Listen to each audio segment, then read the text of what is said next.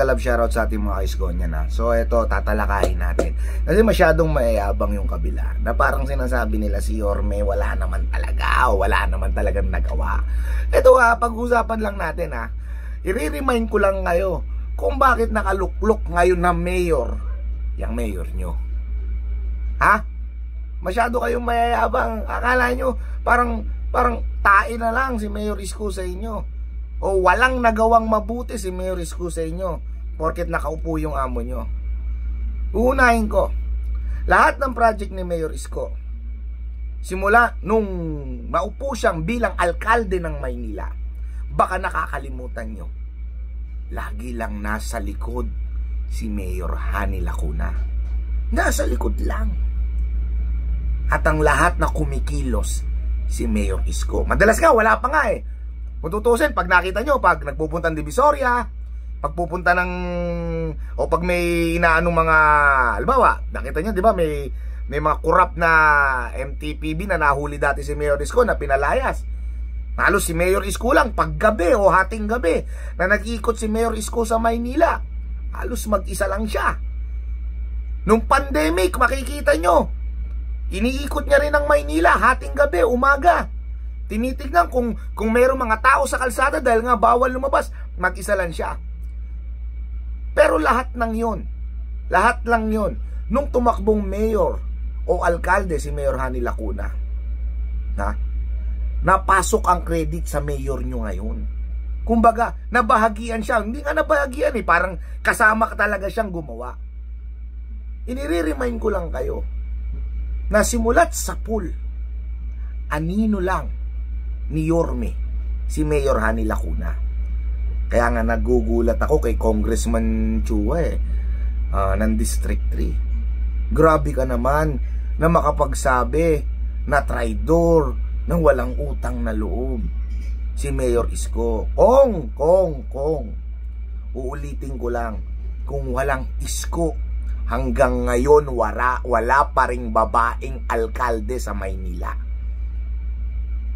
Kung hindi prinomote ni Isko o ni Yorme Isko si Hani Lacuna nung nakaraang eleksyon, hindi pa rin mananalo si Mayor Hani Lacuna.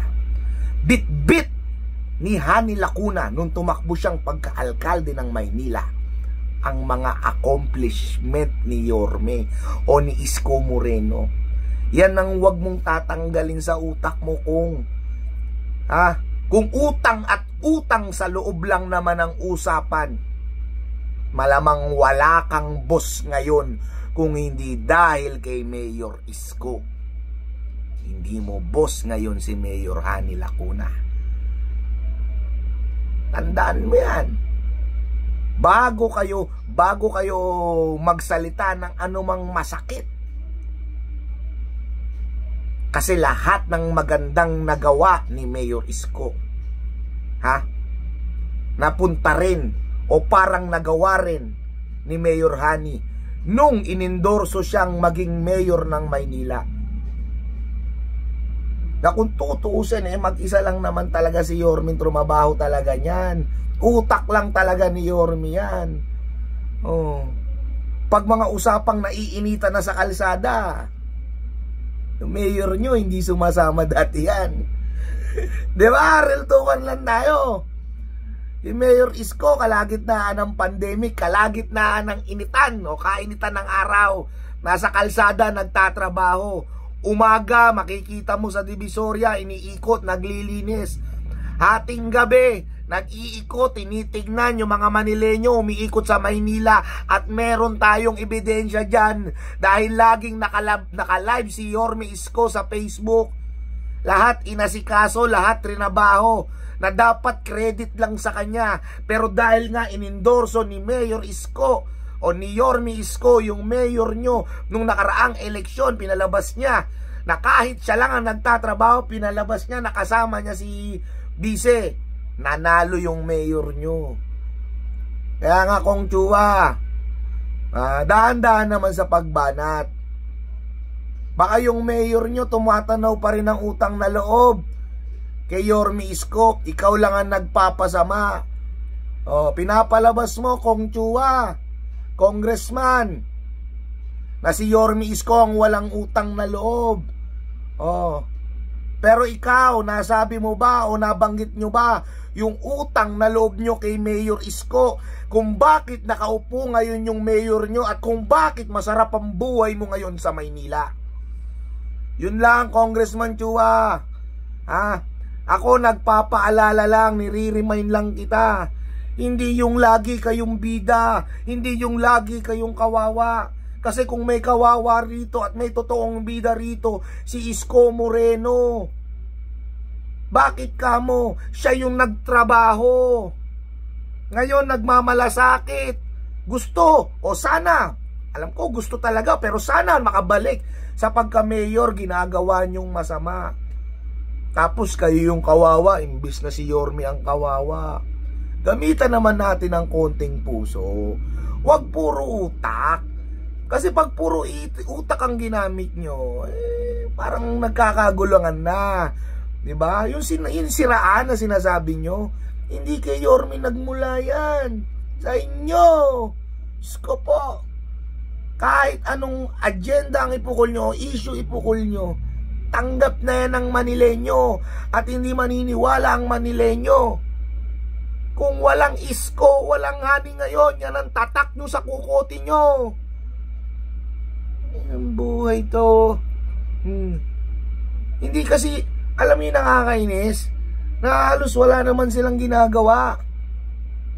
Yung totoong nagtratrabaho, yung pa yung pinasama. Diba? Gusto uling magtrabaho, gusto uling magsilbi. Diba? Ba't pinipigilan nyo? Sabi nyo nga, lamang na lamang kayo sa survey. Sabi nyo nga, marami nang nagmamahal sa mayor nyo. Ba't naninira pa kayo? Sure win naman pala kayo.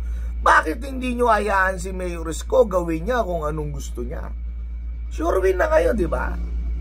Sabi nyo, maraming nagtitiwala sa mayor nyo. Di hayaan nyo si Mayor Isko. Ngayon, kung matatalo siya, sa pagbabalik niya, di panalo kayo. Ganun lang naman yun eh. Kayong kabahan. Kung, ito ano lang to hindi to paninira sa inyo. Pagsasabi lang ng totoo. Kasi kayo yung naninira, kayo yung nagsasalita ng hindi maganda. Pero kami katotohanan lang kasi nakita Nakita yung trabaho, andyan yung trabaho Nakita yung gawa, ayan yung ginawa. Kayo pag ginanapan kayo, may mapapakita ba kayo? Di ba? Hindi nyo masasabing sa inyo ang almaryo, sa inyo ang Manila Zoo, sa inyo ang ospital, sa inyo yung mga park, kayo project nyo at yun. Isko yan, alam na ng tao yan. Binondominium, tondominium, alam na ng tao yan. Baga, wala na tayong maluloko dito. Yun lang, wala na tayong mauuto rito. Kasi trabaho ang pinakita ni Yorme Isko. Ayan, nandyan, may pruweba. Kayo, saan ang pruweba? Diba? Isip-isip din kong. Anyway, maraming salamat mga Isko niyan. Hindi pa tayo nagtatapos. Aaraw-arawin natin sila.